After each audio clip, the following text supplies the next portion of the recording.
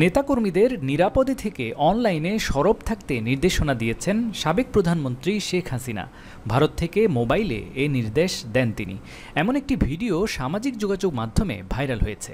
ভিডিওতে ছাত্রলীগের এক নেতার সঙ্গে কথা বলতে শোনা যায় তাকে।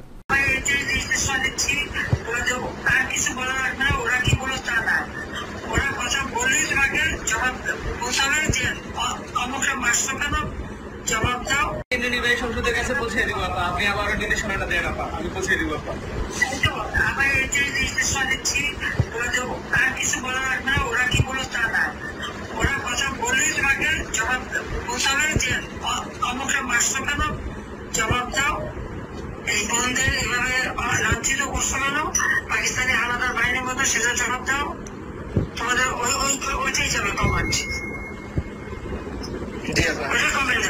আমরা এখন অনলাইনে সরব থাকবো আর সেফ থাকবো সবাই, এটুকু আপনার নির্দেশনা আপা। সবাই সেফ থাকতে হবে। হ্যাঁ জি আপা,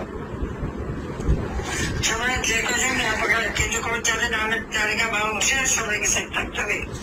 জি আপা, এরা মানুষের যাত্রা আপা। আপনি শুধু এটুকু জায়গায় দেখেন, আমরা ছাত্রলীগ আপনার সাথে বেমানি করিনি আপা, আমরা রাজপথে রক্ত দিছি, আমরা জীবন দিছি আপা, প্রয়োজনে আবার দিব, 1000 বার জন্ম নিব প্রয়োজনে, আমরা আপনার সাথে বেমানি করি নাই, কখনো করবো না আপা।